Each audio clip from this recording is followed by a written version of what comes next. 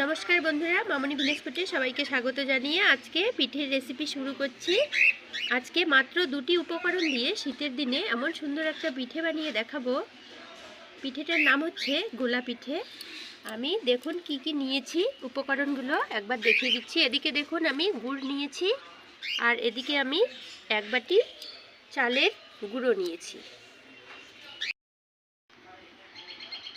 আমি প্রথমে একটা কড়াই বসিয়ে দিয়েছি, তার মধ্যে আমি দিয়ে দিব জল।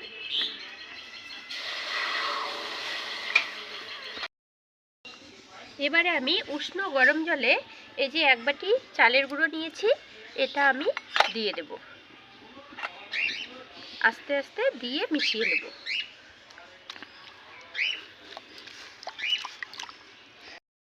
আস্তে আস্তে আমি চালের গুঁড়োটাকে মিশিয়ে নিলাম। এভাবে হালকা করে আমি বড় বাটি দিয়ে দু বাটি জল দিয়েছি, আর এই এক বাটি চালের গুঁড়োই অনেকগুলো পিঠে হয়ে যাবে। দেখুন এক বাটি গুড় আমি কেটে নিয়েছি, এই গুড়টা দিয়ে আস্তে আস্তে মিশিয়ে নেব।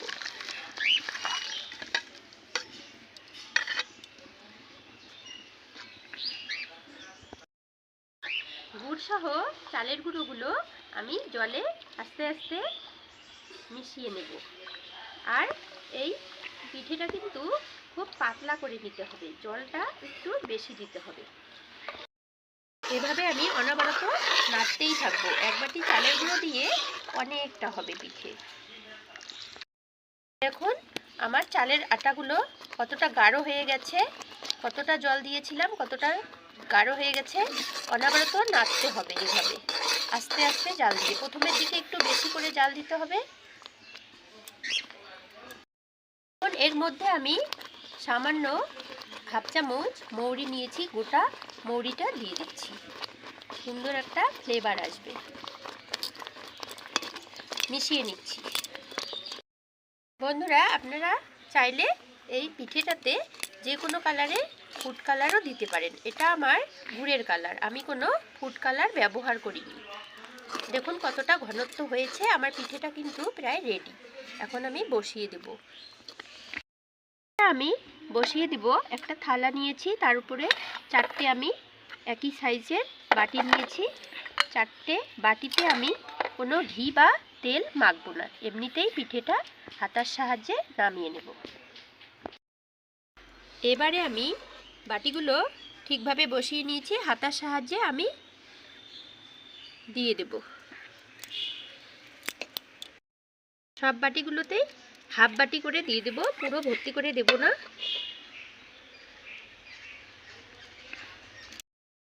আমি সব বাটিগুলোতেই দিয়ে দিচ্ছি। বন্ধুরা আপনারা আপনাদের মিষ্টি যে যেমন খেতে পছন্দ করেন সেই অনুযায়ী দিয়ে দেবেন। এই গুড়টাতে কিন্তু মিষ্টি হয়ে যায়। অনেক সময় অনেকে বেশি মিষ্টি খেতে পছন্দ করে, তাহলে আপনারা আর একটু মিষ্টি দিয়ে দিতে পারেন। এবারে আমি বাটিগুলো এভাবে আস্তে আস্তে একটু নাড়াচাড়া করে নেব, তাহলে সমানভাবে বাটিগুলো বসে যাবে আর ভিতরে হাওয়াটাও থাকবে না। আমি এই বাটিগুলোর উপরে সৌন্দর্যের জন্য একটা করে কাজু দিয়ে দেব। আপনারা চাইলে চেরিও দিতে পারেন, চেরি দিলে সুন্দর লাগবে দেখতে। আমি একটা করে কাজু দিয়ে দিলাম। আমার সব কিছু রেডি। বন্ধুরা এবারে ফিরে আসছি আমি 5 ঘন্টা পর, তারপর আপনাদের দেখাচ্ছি। দেখুন আমি 5 ঘন্টা পর ফিরে এলাম। দেখুন আমার পিঠেটা এখন শক্ত হয়ে গেছে। এই দেখুন এমনিতেই পিঠেটা ছেড়ে গেছে। এই দেখুন আমি ঢেলে দেখাচ্ছি। এভাবে আমি সব পিঠেগুলো বের করে নিচ্ছি।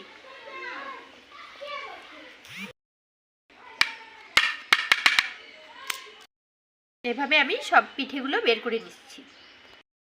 আমার পিঠেটা কত সুন্দর হয়েছে, কত সুন্দর একদম জেলির মতো লাগছে। আমি একটা ছুরি নিয়েছি, আমি কেটে দেখাচ্ছি একটা।